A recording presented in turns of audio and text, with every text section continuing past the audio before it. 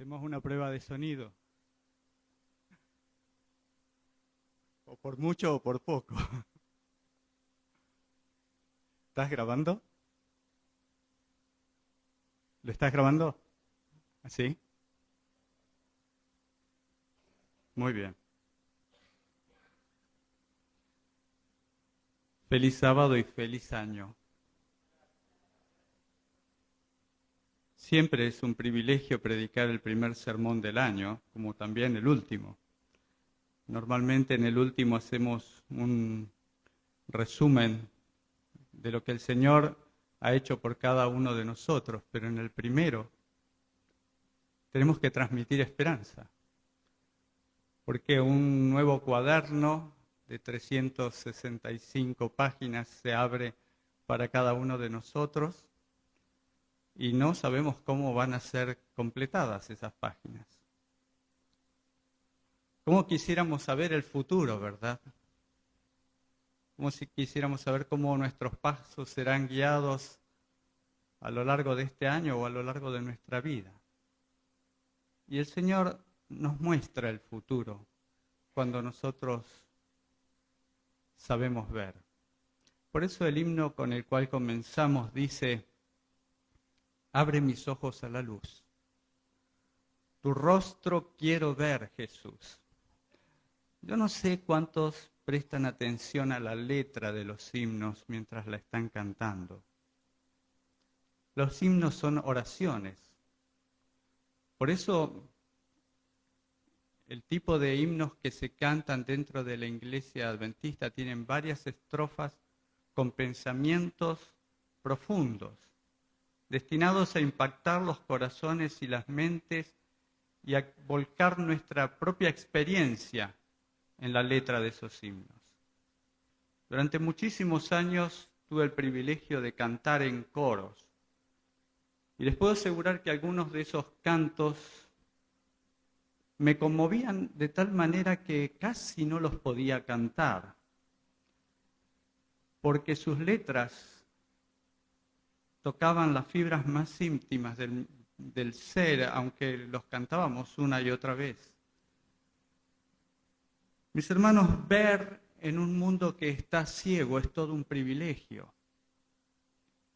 Un mundo que cada vez más va entrando en un periodo de oscuridad, como era la Edad Media, aquel periodo de la historia que es conocido como la Edad Oscura.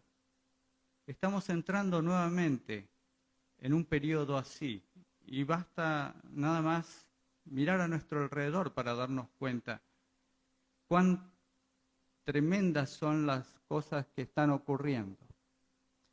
Pero esta mañana quiero llevarlos a la palabra del Señor para conocer a algunos ciegos de la historia bíblica.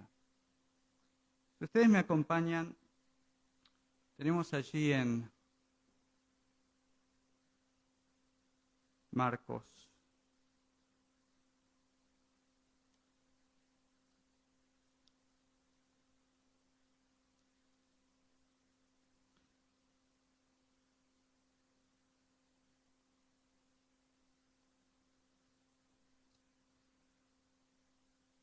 Al final del capítulo 10 de Marcos, la historia de un hombre cuyo nombre no conocemos, a pesar que en la Biblia lo identifica como Bartimeo. Fíjense el versículo 46 que dice: entonces vinieron a Jericó, y al salir de Jericó, él y sus discípulos, Jesús y sus discípulos, y una gran multitud, Bartimeo, el ciego, hijo de Timeo, estaba sentado junto al camino mendigando. Y ustedes me dirán, bueno, sí sabemos el nombre, Bartimeo.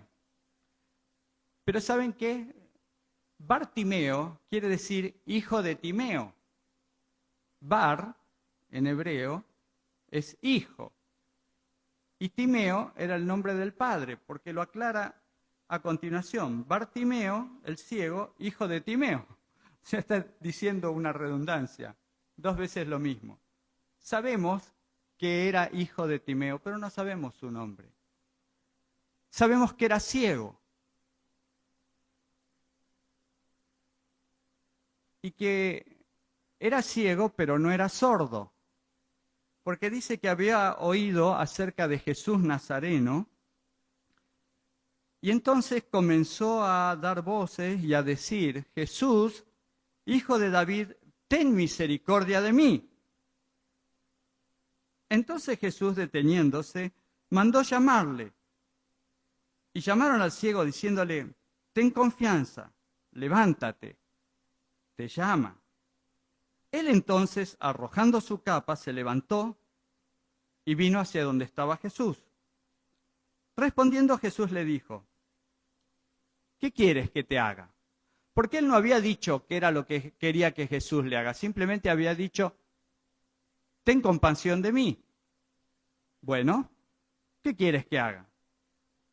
Y el ciego le dijo: Maestro, ¿no es obvio que recobre la vista? Y Jesús le dijo: vete, tu fe te ha salvado. Y enseguida recobró la vista y seguía a Jesús en el camino.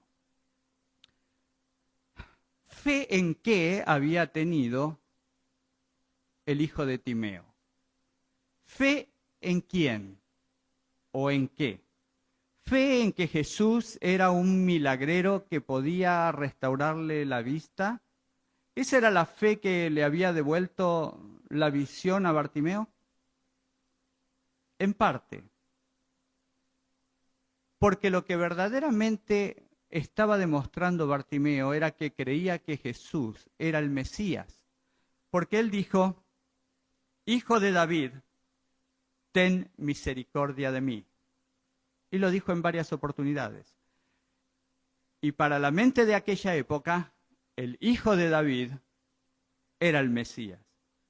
Así que Bartimeo, a pesar de que era ciego, que no podía ver, pero podía escuchar, había llegado a la conclusión que ese hombre del cual tanto había oído y que tantos milagros hacía, era el anunciado hijo de David, el Mesías que había de venir. La fe en eso lo había salvado. Bartimeo no era ciego desde niño. Alguna vez había visto, pero probablemente sus pecados, las enfermedades, o vaya a saber qué circunstancia lo fue dejando ciego. Tal vez glaucoma, no sabemos. Ahora era ciego, pero no era sordo. Tenemos el caso de otro ciego. Este otro ciego se encuentra en el Evangelio de Juan, capítulo 9. Esta historia es un poco más larga, así que la voy a resumir. Pero este ciego sí era ciego de nacimiento. Él nunca había visto. Él no pidió ningún milagro. El capítulo 9, desde el versículo 1, dice que al pasar Jesús vio a un hombre ciego de nacimiento. Y los discípulos le preguntaron diciendo: Maestro, ¿quién pecó, este o sus padres, para que haya nacido ciego? Respondió Jesús: no es que pecó este ni sus padres, sino que para que las obras de Dios se manifiesten en él. Me es necesario hacer las obras del que me envió, entre tanto que el día dura. La noche viene cuando nadie puede trabajar. La noche para los que tienen visión. Para el ciego de esta historia, la noche era natural. Él nunca había visto la luz. Desde que nació, era ciego. Hasta este momento. Era un sábado.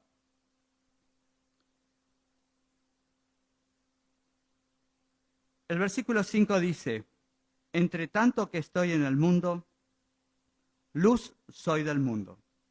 Dicho esto, escupió en tierra e hizo lodo con la saliva y untó con el lodo los ojos del ciego. y le dijo, ve a lavarte en el estanque de Siloé, que traducido es enviado. Fue entonces y se lavó y regresó viendo. Miren si todas las soluciones fueran esas.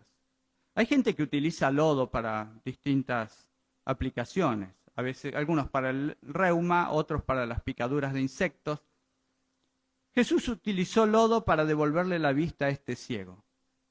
Lástima que a nadie se le había ocurrido antes untarle los ojos con lodo, porque hubiera recobrado la vista mucho tiempo antes. ¿Sí? No. ¿Por qué Jesús hizo lodo y le untó en los ojos, enviándolo a un estanque para que él se lavara?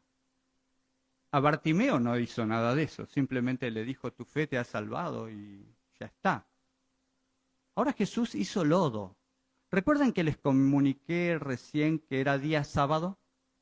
No se podía hacer lodo en sábado. Era considerado un trabajo. El lodo se hacía para los ceramistas, los artesanos que formaban vasijas de arcilla. Así que era parte de un trabajo. El lodo se utilizaba también para construir las casas o revocarlas. Así que hacer lodo en sábado era un trabajo. Y ahí estaba Jesús intencionalmente haciendo lodo para devolverle la vista a un ciego.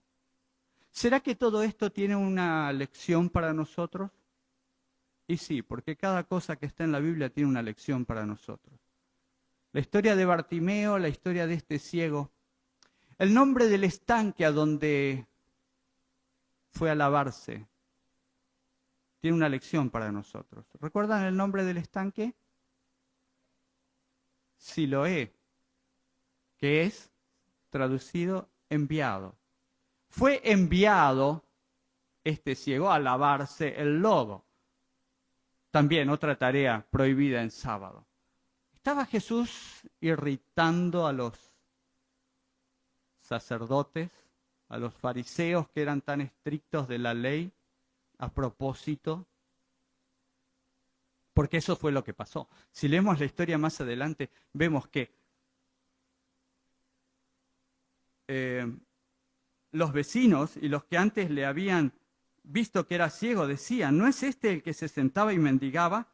Unos decían, es él, y otros, se parece a él. Pero él decía, yo soy. Y le dijeron, ¿cómo te fueron abiertos los ojos? Respondió él y dijo, aquel hombre que se llama Jesús hizo lodo, me untó en los ojos y me dijo, ve al Siloé y lávate, y fui y me lavé y recibí la vista. Entonces le dijeron, ¿dónde está él? Él dijo, no sé. Llevaron ante los fariseos al que había sido ciego, y era día de reposo cuando Jesús había hecho el lodo y le había abierto los ojos. Oh, gran pecado.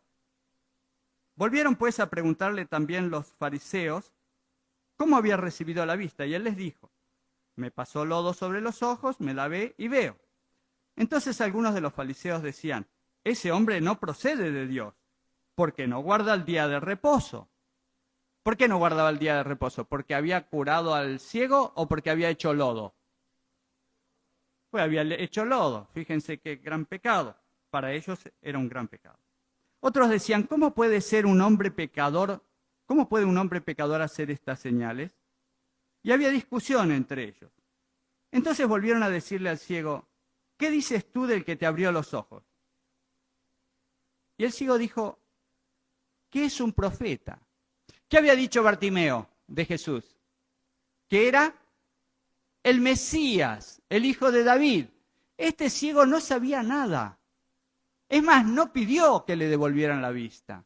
Recibió esto como un regalo inmerecido y no sabía qué era lo que le había pasado. Lo único que sabía era que había recibido a la vista, que Jesús le había ordenado que se lavara los ojos y que para haberle producido este milagro seguramente era un profeta, por lo menos. Pero los judíos no creían que él había sido ciego y que había recibido la vista, hasta que llamaron a los padres del que había recibido la vista y le preguntaron diciendo, ¿es este vuestro hijo el que vosotros decís que nació ciego? ¿cómo pues ve ahora? Sus padres respondieron y le dijeron, sabemos que este es nuestro hijo y que nació ciego, pero cómo ve ahora no lo sabemos, o quién le haya abierto los ojos, nosotros tampoco lo sabemos. ¿Edad tiene? Preguntadle a él. Él hablará por sí mismo. Esto dijeron sus padres porque tenían miedo de los judíos, por cuanto los judíos ya habían acordado que si alguno confesase que Jesús era el Mesías, fuera expulsado de la sinagoga. Por esto dijeron sus padres, ¿edad tiene? Preguntadle a él. Entonces volvieron a llamar al hombre que había sido ciego y le dijeron, da gloria a Dios, nosotros sabemos que ese hombre es pecador. Entonces él respondió y dijo, si es pecador, no lo sé. Una cosa sé, que yo era ciego y ahora veo. O sea, fue a los hechos, no se puso a discutir. Lo que yo sé es que ahora veo, y eso es lo importante. No si el que me devolvió la vista es pecador o no. Yo veo.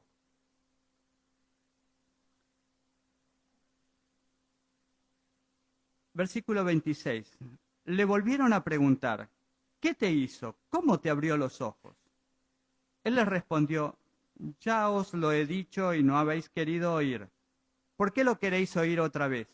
¿Queréis también vosotros haceros sus discípulos? Entonces le injuriaron y dijeron, tú eres su discípulo, pero nosotros discípulos de Moisés somos. Nosotros sabemos que Dios ha hablado a través de Moisés, pero con respecto a este no sabemos de dónde sea. Respondió el hombre y les dijo, pues esto es lo maravilloso, que vosotros no sepáis de dónde él sea, pero a mí me abrió los ojos. Y sabemos que Dios no oye a los pecadores, pero si alguno es temeroso de Dios y hace su voluntad, a ese oye. Desde el principio no se ha oído decir que alguno abriese los ojos a uno que nació ciego. Si éste no viniera de Dios, nada podría hacer. Respondieron y le dijeron, tú naciste del todo en pecado y nos enseñas a nosotros. Y le expulsaron. Oyendo Jesús que le habían expulsado y hallándole, le dijo, ¿crees tú en el Hijo de Dios? Respondiendo le dijo, ¿quién es, Señor, para que crea en él? Entonces Jesús le dijo, pues ahora le has visto. El que habla contigo, él es. Y él dijo, creo, Señor. Y le adoró. Jesús dijo, para juicio he venido yo a este mundo, para los que no ven, vean, y los que ven sean cegados. Entonces algunos de los fariseos que estaban con él al oír esto le dijeron, ¿acaso nosotros somos también ciegos? Jesús les respondió, si fuerais ciegos, no tendríais pecado, mas ahora porque decís, vemos, vuestro pecado permanece. Dos ciegos, dos historias distintas, dos formas distintas de ceguera. Lo igual es que ninguno de los dos veía y por la acción de Jesús vieron. Ambos dos terminaron reconociendo que Jesús era el Mesías. Ambos dos siguieron a Jesús. Cuando Jesús entra en contacto con una persona, su ceguera espiritual se transforma en luz. Y aún aquellos que creen ver, porque tienen muchos conocimientos teológicos, se transforman en ciegos cuando rechazan la obra de Jesús a través de su espíritu en el corazón de las personas. Algunos están muy contentos con lo que saben o creen que saben de la religión. Algunos están muy contentos en su oscuridad, porque nunca vieron. El ciego de este relato nunca vio.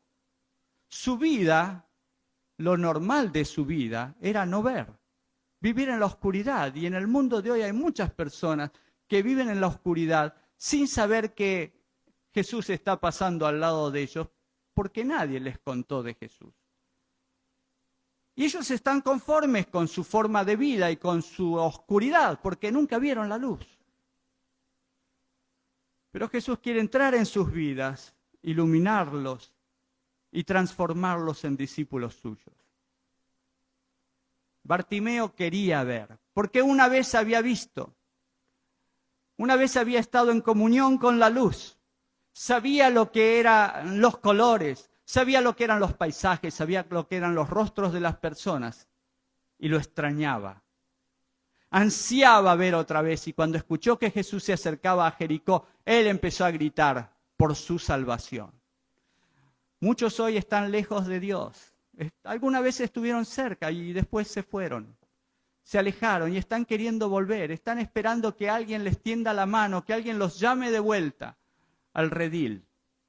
Tal vez no se animan a venir solos. Están esperando que Jesús toque a su puerta. Y el Señor nos está invitando a nosotros a que hagamos esa tarea. Hay otros ciegos más. Están los fariseos, que se creían que veían y no veían. Pero hay otra historia que encontramos en el libro de Lucas. Dos hombres que iban a Emaús. Capítulo 24 del Evangelio de Lucas. Esta historia también es muy conocida. No estoy relatando historia que ustedes no conozcan. Solamente le estoy dando una aplicación un poco distinta de la que solemos darle. El capítulo 24 de Lucas dice que el versículo 13, dos de los discípulos de Jesús, no de los 12, sino de los otros discípulos que temía Jesús. Recuerden que en una oportunidad él envió a 70 a hacer actividad misionera de 2 en 2. Probablemente Cleofas y su amigo eran de estos. Iban, versículo 13, capítulo 24 de Lucas, dice que aquí dos de esos discípulos iban el mismo día, domingo a la mañana, a una aldea llamada Emaús que estaba a 60 estadios de Jerusalén, unos 11 kilómetros aproximadamente. No era muy lejos, era un camino de tal vez 2 horas y media o 3 horas aproximadamente. Les debe haber llevado bastante tiempo porque ellos iban muy apesadumbrados y caminando lento, como quien no quiere llegar, porque habían recibido una desilusión. Estaban conmovidos por lo que había pasado en esa semana. El juicio de Jesús, su muerte, las noticias de su resurrección que ya habían oído de María Magdalena y de María, de las mujeres que habían ido al sepulcro. Dice que iban hablando entre sí de todas aquellas cosas que habían acontecido y sucedió que mientras hablaban y discutían entre ellos, Jesús se acercó y caminaba al lado de ellos, pero los ojos de ellos estaban velados para que no le conocieran. Dos hombres que veían normalmente, ahora tenían sus ojos velados. A propósito, para que no vieran. No era el momento de que vieran todavía. Su corazón necesitaba ser preparado porque su mente tenía que entender cosas que ellos antes habían escuchado pero no habían entendido. Así que estaban del lado de Jesús, amaban a Jesús, no lo habían negado, simplemente tenían ansia en su corazón de comprender los eventos que acababan de ocurrir. Sus ojos estaban velados momentáneamente. Fíjense lo interesante de esta historia. Jesús les pregunta, ¿qué pláticas son estas que tenéis entre vosotros mientras camináis y por qué estáis tristes? Respondiendo uno de ellos, que se llamaba Cleofas, le dijo, ¿eres tú el único forastero en Jerusalén que no has sabido las cosas que en ella han acontecido en estos días? Entonces él les dijo, ¿qué cosas? Y ellos le contestaron, de Jesús Nazareno, que fue varón profeta, poderoso en obra y en palabra delante de Dios y de todo el pueblo. Varón profeta, estos eran discípulos de Jesús. No lo identificaron como el Mesías. Bartimeo sí dijo que era el Mesías. El otro ciego, el de Siloé, el del templo, reconoció a Jesús como el Mesías. Y estos eran sus discípulos. ¿Y por qué no dijeron que Jesús era el Mesías? La esperanza que ellos tenían era que fuera el Mesías, pero había muerto en la cruz. Así que lo redujeron de categoría y lo pusieron como un gran profeta. Dijeron, seguramente nos equivocamos, pero por lo menos era un gran profeta. Lo mataron como a otros grandes profetas, como a Juan el Bautista, como a Isaías, y tantos otros que en la antigüedad fueron apedreados, aserrados, muertos de alguna u otra manera. Y bueno, nos pasó eso. Era la mentalidad que estaban tratando de acomodar ellos a los eventos que les habían ocurrido en esa semana. Y entonces siguen relatando cómo fue entregado a los principales sacerdotes y nuestros gobernantes a sentencia de muerte y le crucificaron. Pero nosotros esperábamos que Él era el que había de redimir a Israel. Y ahora, además de todo esto, hoy es ya el tercer día que esto ha acontecido. Aunque también nos han asombrado unas mujeres de entre nosotros, las que antes del día fueron al sepulcro, y como no hallaron su cuerpo, vinieron diciendo que también habían visto visión de ángeles, quienes les dijeron que Él vive. Y fueron algunos de nosotros al sepulcro y hallaron así como las mujeres habían dicho, pero a Él no lo vieron. Entonces Él les dijo, oh insensatos y tardos de corazón para creer todo lo que los profetas han dicho. ¿No era necesario que el Mesías, acá dice el Cristo, bueno, lo que Jesús estaba hablando era del enviado, el ungido, padeciera estas cosas y que entrara en su gloria? Entonces, comenzando desde Moisés y siguiendo por todos los profetas, les declaraba en todas las escrituras lo que de él decían. Mientras iban caminando, estos discípulos ahora, con esta nueva circunstancia, tenían la mente más preparada para escuchar cosas que antes no habían comprendido. No habían comprendido porque su mente estaba obsesionada con ver a Jesús transformarse en Rey de Reyes y Señor de Señores, echando a todos los romanos y levantando a Israel como líder de todas las naciones del mundo. Como los acontecimientos no habían encajado en su ideal, entonces ahora estaban dudando de Jesús. Y Jesús vuelve a relatarles la historia a través de las profecías, cómo tenían que cumplirse los hechos de la manera correcta. No eran, versículo 28. Llegaron a la aldea donde iban y él hizo como que iba más lejos. Mas ellos le obligaron a quedarse diciendo, quédate con nosotros porque se hace tarde y el día ya ha declinado. Entró pues a quedarse con ellos. Ellos querían que él les siguiera contando más. Y aconteció que estando sentado con ellos a la mesa, tomó el pan y lo bendijo, lo partió y les dio. Entonces les fueron abiertos los ojos y le reconocieron, mas él desapareció de su vista. Otro grupo de personas ciegas momentáneamente. Podría decir que este grupo es representativo de muchos cristianos que recibieron un mensaje a través de su vida, se entusiasmaron con ese mensaje, pero como las cosas no siguieron como ellos pensaban, se transformaron en cristianos tibios. Ni sí ni no.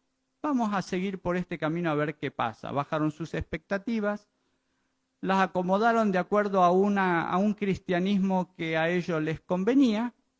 Vieron ese cristianismo de ir a la iglesia una vez por semana, de hacer alguna actividad misionera de vez en cuando como para sentirnos que algo estamos haciendo, y luego el resto es seguir viviendo la vida más o menos tratando de sobrevivir como todo el mundo. O sea, son cristianos, pero como ellos interpretan el cristianismo. Nada que ver con nosotros, claro. Cuando tienen este encuentro con Jesús,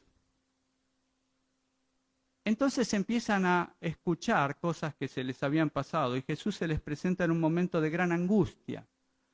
Por eso muchas veces no debemos renegar de los momentos de angustia, sino glorificar a Dios, porque es en esos momentos cuando el Señor puede hablar a nuestra mente y a nuestro corazón. Y si le dejamos hablar al Señor, entonces saldremos vivificados como estos dos hombres, que al reconocer a Jesús y entender la misión del Mesías, que realmente tenía que morir, como dice Isaías capítulo 53, como dice también el Salmo 22, y otros pasajes de la Biblia que hablan de aquel que traspasaron, de aquel que sufrió los dolores, que fue injustamente molido a palos, como dice Isaías. Al entender esas cosas se dieron cuenta de que ellos habían vivido un momento clave en la historia de la humanidad. Y se quedaron en su casa tranquilos, se fueron a dormir tranquilos, porque dijeron, bueno, ahora entendimos verdaderamente cómo era la historia. ¿Sí? ¿Eso fue lo que pasó? No. Versículo 32. Se decían unos al otro, ¿no ardía nuestro corazón en nosotros mientras nos hablaba en el camino y cuando nos abría las Escrituras? Y levantándose en la misma hora, de noche, tenían que hacer el camino de noche, volvieron a Jerusalén y hallaron a los 11 reunidos y a los que estaban con ellos. Fueron con el ardor en su corazón, porque ahora vieron otra luz. Sus ojos se habían clarificado y no les importó caminar de noche los 11 kilómetros de vuelta, 22 kilómetros en total, 11 de ida y 11 de vuelta. ¿Quién quiere caminarlos todos juntos? Levanten la mano. A veces pensamos, bueno, es de noche. ¿Para qué voy a salir a comunicar estas buenas nuevas de salvación? Me quedo en mi casa, duermo, me recupero y después mañana a la mañana salgo.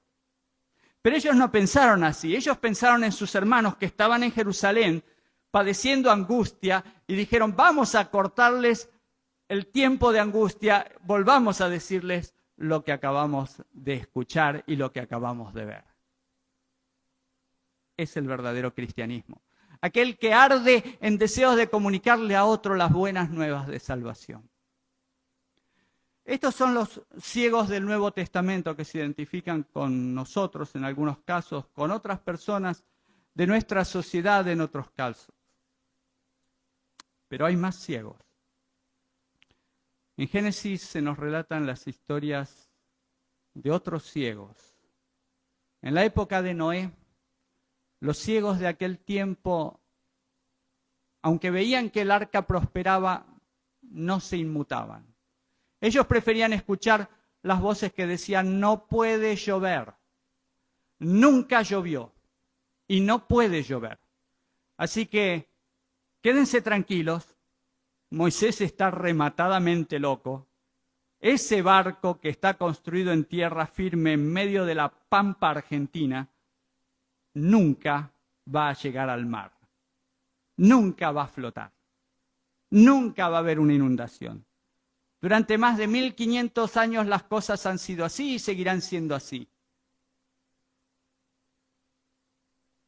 Dios sabía que la voz de Noé no iba a ser escuchada por la mayoría. No iba a ser aceptada por casi nadie. Apenas si su familia aceptó entrar en el arca.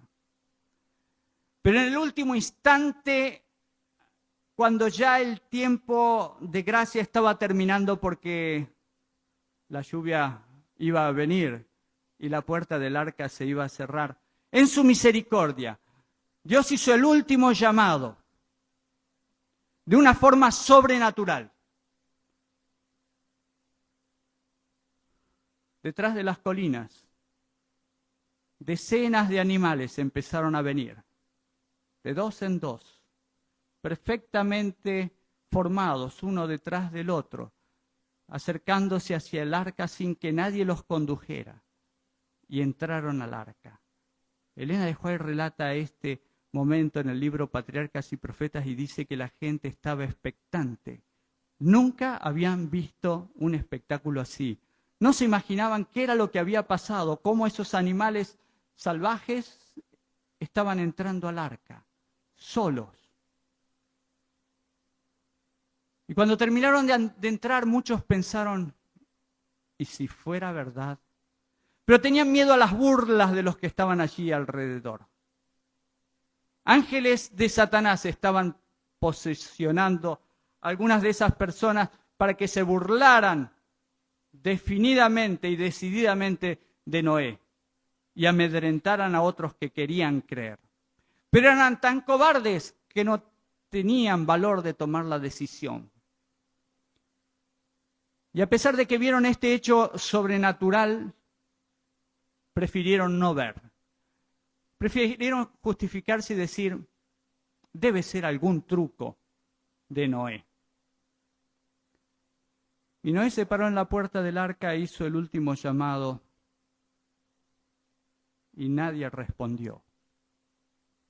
Y la puerta se cerró. Y todavía había una prueba de 7 días para Noé adentro del arca, porque durante 7 días no llovió. Pero finalmente el agua cayó, la tierra se inundó y nadie sobrevivió, solo los que estaban en el arca. Muchos años después, unos 500 años después de esta historia, 2 ángeles llegaron a una ciudad en la llanura muy hermosa.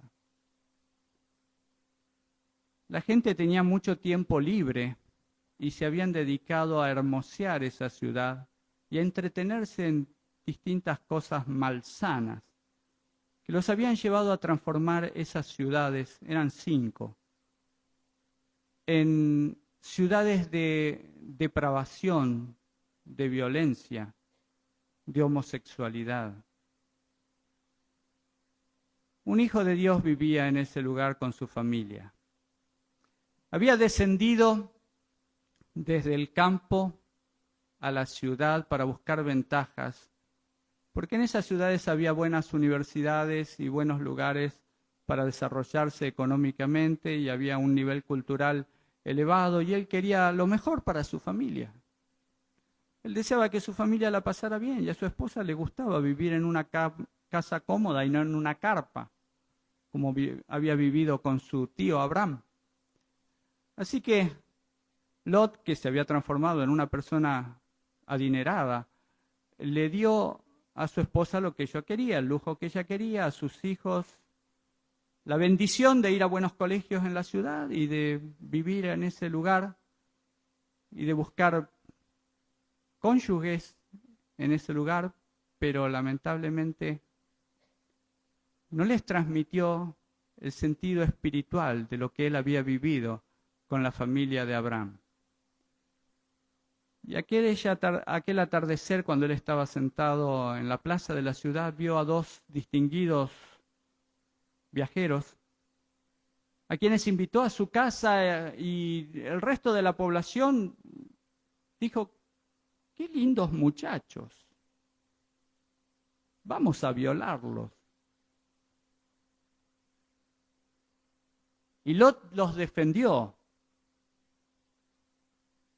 En su mentalidad de la época creyó que hacía bien ofreciendo a sus hijos, a sus hijas. No estaba bien. Los viajeros extendieron su mano y todos los que estaban en la puerta, viejos, jóvenes y niños, así dice la Biblia, quedaron ciegos. Ellos veían, pero veían para satisfacer sus bajos instintos y quedaron ciegos.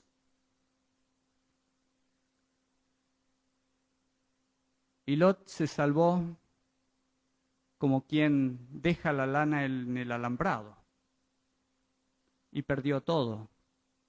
Todo lo que había buscado, su esposa también perdió todo, perdió la vida. Y la ciudad perdió todo. Hasta el día de hoy ese lugar es conocido como el lugar del Mar Muerto. En los alrededores es tanta la acumulación de sales que no se puede plantar nada, y eso era un vergel antes. Y bajo esas sales están las ruinas de las ciudades de Sodoma y de Gomorra. Veían, pero solamente para satisfacer sus bajos instintos. Un poco como la sociedad actual, ¿vieron? Cómo sucede que la gente y los jóvenes de hoy en día utilizan sus ojos para ver películas dañinas en la televisión por cable. No los encuentra uno leyendo algo digno ni de casualidad. Todo el día están con sus telefonitos, tiqui, tiqui, tiqui, tiqui, horas y horas perdiendo el tiempo. Y cuando uno le pregunta, ¿qué de provecho te ha dado el tiempo que invertiste en eso? No, nada, estaba jugando. No sé cuánto cuesta la televisión por cable hoy, pero sé que en la mayoría de los hogares, cuando se los invita a los hermanos de iglesia a invertir ese dinero comprando libros, dicen, pero qué caro que están los libros. ¿Cómo voy a poner tanta plata en un libro? No, pero alegremente todos los meses van y ponen esa plata a la compañía de televisión por cable para que no vaya a hacer cosa que le corten el cable. El cable lo necesito. Internet la necesito. Los telefonitos los necesitamos. ¿Recuerdan cuando en una época pasada ninguna de esas cosas eran necesarias para vivir y vivíamos igual? Yo soy tan viejo que me acuerdo de esa época en la cual no había teléfonos celulares, ni internet, ni televisión por cable. 1 o 2 canales de televisión o 3 que mi mamá nos prohibía ver la mayor parte del tiempo. Solamente nos dejaba elegir 1 o 2 programas por día y se terminaba. Claro, nosotros no queríamos que se terminara, pero mi mamá era tan astuta que le sacaba la tapa de atrás al televisor y se llevaba una válvula, fíjense de la época que le estoy hablando, no estoy hablando de un transitor, le sacaba una válvula y se la guardaba y se terminó el problema. Ahora yo no sé ni cómo se manejan los telefonitos esos inteligentes. Satanás sí sabe, él se preocupa de hacer muchos programas que entretengan a los niños, a nuestros jóvenes y que ellos no se conecten con el mensaje de Dios. Mis hermanos, uno de los libros del año se llama Eventos de los Últimos Días. El año pasado la iglesia lo vendió a precio casi regalado. Y me imagino que en todos los hogares hay uno, porque no se pueden haber perdido esta oferta. Supongo que sí, que lo han comprado y es bueno que lo leamos. Los voy a entusiasmar con este libro leyéndole algunas partes para que las disfrutemos juntos recordando cómo ha terminado el año 2012 en cuanto a ciertas cosas que nosotros hemos padecido. Estamos en la iglesia de Olivos y hace unas pocas semanas hubo grandes tornados por acá que inundaron la zona y tiraron árboles hasta San Fernando, San Isidro, Olivos, Vicente López. Saben, en Las Flores, de donde vengo, a fines de noviembre hubo un tornado. No es una zona de tornados, no hay tornados, tal vez uno cada 20 años. Pero este año 2012, el año 2012 que acaba de terminar, hubo 2. Uno en abril y otro en noviembre. Causaron bastante daño, no a nosotros particularmente, voltearon algunas ramas de los árboles de nuestra chacra, pero a varios les volaron los techos e inundaron el pueblo las 2 veces. Yo estaba en el pueblo en el momento en que todo se puso negro durante un momento y verde durante otro momento. El cielo se puso verde y de repente empezó a caer agua como nunca había visto en mi vida. Pero no de arriba para abajo, horizontal. Arrastrada por el viento del tornado, el agua caía horizontal y en forma de tubo, como si viniera un tubo echando agua a través de ahí. el agua venía dando remolinos, era impresionante. En 5 minutos se habían inundado todas las calles y el agua llegaba no de vereda a vereda, sino de casa a casa. Los padres desesperados, porque era horario en que los niños estaban en la escuela, justamente un grupo de niños había salido a hacer una excursión en bicicleta, imagínense los padres. Se cortaron todos los teléfonos celulares, no había señal. Bueno, fue toda una experiencia. Ese mismo día en Saladillo, el día anterior en Azul, Olavarría, Trenquelauquen. Después vino hacia acá. Eso ocurrió un miércoles y el jueves yo tenía que viajar a Buenos Aires. Y la tormenta vino a Buenos Aires. ¿Recuerdan el día ese que hubo una nube tóxica en la zona sur de la capital? Que tuvieron que evacuar centenares de edificios porque todo se llenó de una nube tóxica irrespirable.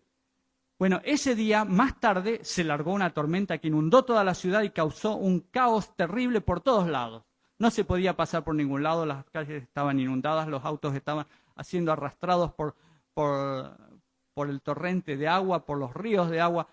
Tardé 2 horas en ir desde Ugarte y Mitre, en Munro, hasta Mitre y Panamericana, y General Paz. Mitre y General Paz. 2 horas. Son 20 cuadras, 2 horas estuve allí. ¿Saben qué fue lo interesante? Estaba tan aburrido adentro del auto, no había podido zafar del problema. Yo sabía a través de la radio que todos los lugares estaban inundados, así que dije, bueno, me quedo acá, por lo menos acá estoy alto, sé que esto no se va a inundar. Estoy en un terrible embotellamiento, pero por lo menos el auto no se me va a inundar. Entonces, aburrido dentro del auto, dije, ¿cuántas FM tendrá esta zona? Así que empecé a pasar todas las FM una por una.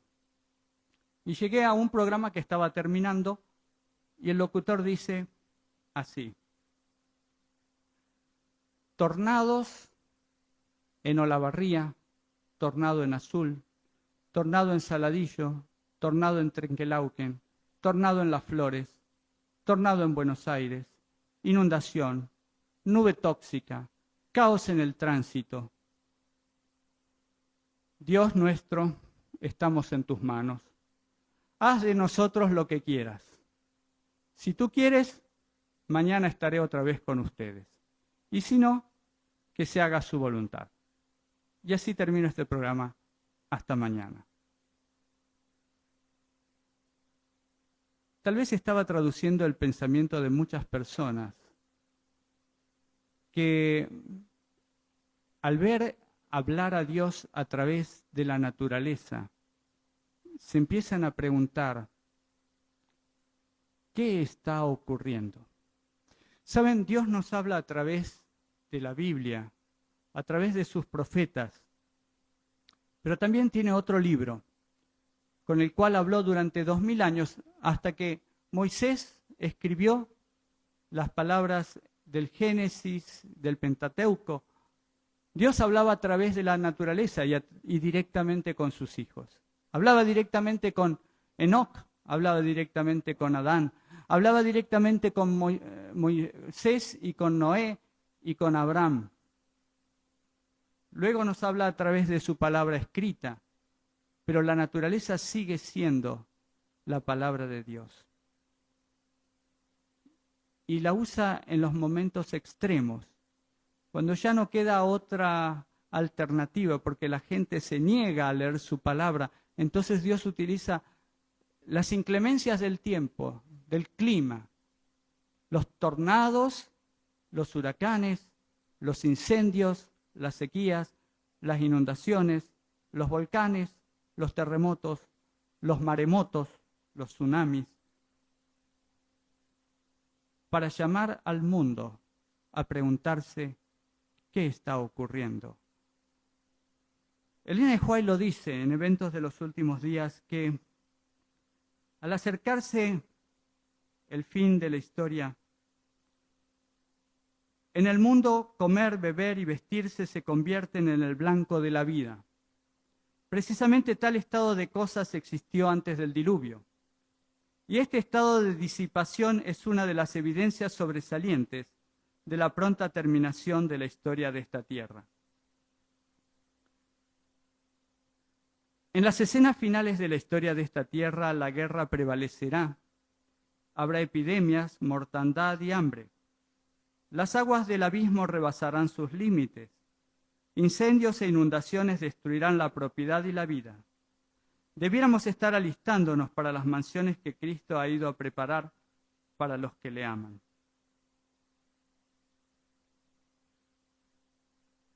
Ya ha llegado el tiempo en que en un momento podemos estar pisando tierra firme y en el siguiente la tierra estará moviéndose debajo de nuestros pies. Ocurrirán terremotos cuando menos se los espere.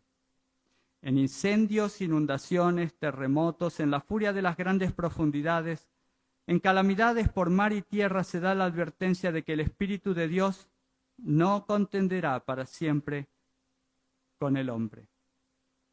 Me acordaba de esta cita el día que hubo esa nube pestilente en el sur de la ciudad de Buenos Aires.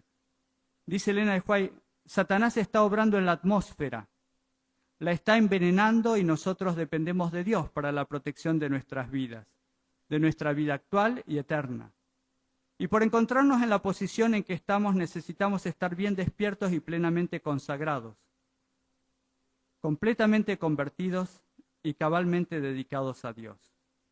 Pero al parecer permanecemos inactivos como si estuviésemos paralizados.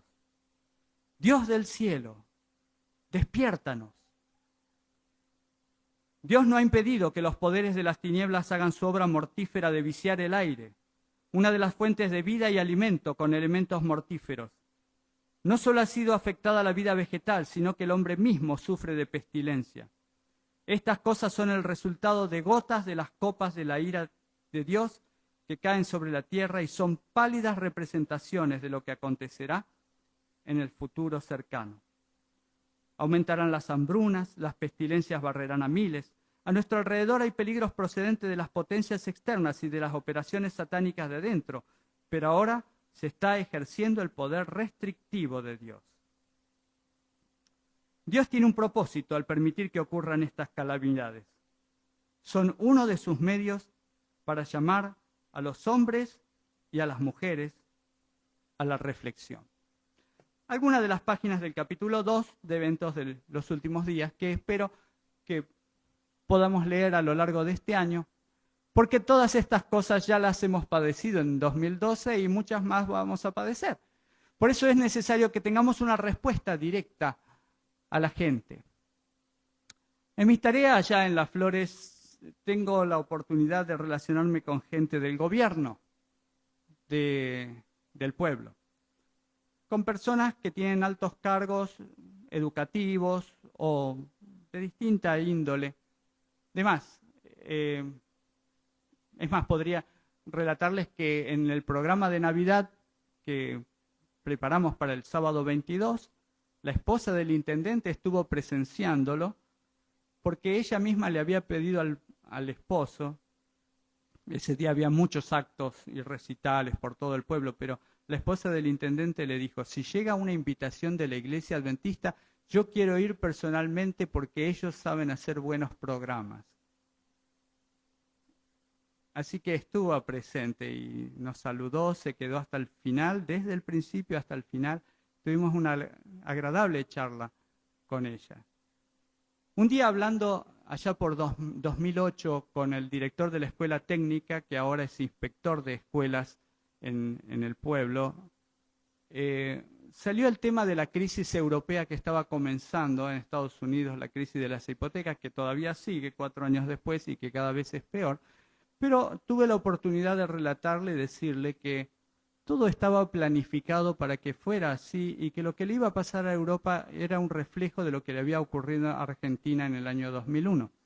Entonces, estuvimos charlando como 1 hora, él se mostró muy interesado, aunque un tanto escéptico. ¿Cómo podía saber alguien lo que pasaba en Europa y lo que iba a pasar en el futuro? En el año 2012 se inauguró una escuela de campo, una escuela de alternancia, donde los chicos viven ahí durante toda la semana. Me invitaron Y fui. Me encontré con este director, ahora ya inspector, y me dice, vení, tengo que hablar con vos. Sí, le digo, ¿qué te pasa, Ariel? Dice, cada vez que leo los diarios, me acuerdo de aquella conversación que tuvimos en el 2008 donde vos me dijiste todo lo que iba a pasar en Europa. ¿Cómo lo sabías? Bueno, le expliqué. Más o menos rápidamente le expliqué de la profecía de Daniel, capítulo 7, Daniel capítulo 2, el tema del euro y por qué Europa no puede formar una unidad, porque estaba predicho así. Ahora me escuchó con mayor atención, en aquella oportunidad yo no había hablado de profecías, pero ahora su mente, 4 años después, estaba preparada para escuchar el tema en mayor profundidad. Mis hermanos, no perdamos el tiempo porque los eventos se están acelerando. En cada tormenta desastrosa, cada caída de granizo como el tamaño de una pelota de golf, en cada tornado nosotros vemos la oportunidad de transmitirles a otros el llamado de Dios que dice, arrepiéntete porque el tiempo se ha acercado. Quiero dejarlos con las palabras de un himno. Cantamos uno al empezar y me dijeron que aquí no acostumbran en esta forma de distribuir los sermones a cantar uno al terminar, por eso es que quiero leérselo. Es el número 67 en el himnario nuevo, en el himnario antiguo era el 81. Fue escrito por un poeta uruguayo llamado José Zorrilla de San Martín. Dice, Señor, yo te conozco. La noche azul serena me dice desde lejos, tu Dios se esconde allí. Pero la noche oscura, la de nublados llena, me dice más pujante, tu Dios se acerca a ti. Dios se acerca a nosotros y nos habla a través de su naturaleza. Quiera Dios que nosotros podamos ver y oír, como los ciegos de estas historias que hemos relatado. Que nuestros ojos mentales puedan ser abiertos para entender que el tiempo es corto, que las posesiones terrenales quedarán aquí como quedaron las de Lot en Sodoma. Y la siguiente estrofa dice, te acercas, sí, conozco las orlas de tu manto en esa ardiente nube con que ceñido estás. El resplandor conozco de tu semblante santo cuando al cruzar el éter relampagueando vas. Estaba en el pueblo haciendo unas compras y de repente en el negocio donde estaba temblaron los vidrios por un trueno y un relámpago iluminó todo y después se cortó la luz. Y toda la gente se quedó en silencio. Dijo, wow, eso sí que estuvo cerca. Y yo me acordaba de las palabras de este himno. El resplandor conozco de tu semblante santo cuando al cruzar el éter, relampagueando vas. Mis hermanos, uno de los espectáculos más maravillosos de la naturaleza es ver los relámpagos cayendo a la tierra a la distancia. En el campo pelado, cuando el horizonte se pone negro y allí se ven como serpientes eléctricas cayendo del cielo a la tierra los distintos relámpagos. Yo había terminado de cortar el pasto en casa, en nuestra chacra, y vi que el cielo se puso negro y que empezaron esos relámpagos. Entonces fui corriendo a casa, busqué un banquito y me senté. Vieron que algunos dicen, ya es la hora de ver la película, entonces buscan el sillón más cómodo y se sientan y ahí pasan 2 horas. Y yo pasé varios minutos mirando ese espectáculo. En la mejor televisión del mundo, con la mejor definición y no había pagado nada. Solamente me senté y mientras el fresco de la tarde golpeaba mi rostro, yo miraba y me estremecía al ver esos relámpagos caer a la tierra y escuchaba a lo lejos el sonido de los truenos. Y hablaba con Dios y le decía, gracias Señor, por este espectáculo que puedo ver proveniendo de tu mano. Conozco de tus pasos, dice la tercera estrofa de este himno, las invisibles huellas del repentino trueno en el crujiente son. Las chispas de tu carro conozco en las centellas, tu aliento en el rugido del rápido aquilón. ¿Quién ante ti parece? ¿Quién es ante tu presencia más que una arista seca que el aire va a romper?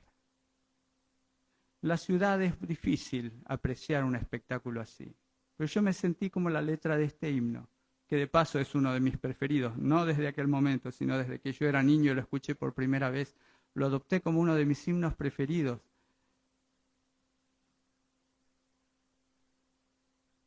¿Quién es en tu presencia más que una arista seca que el aire va a romper? Cuando pasa un tornado no hay árbol que se le resista.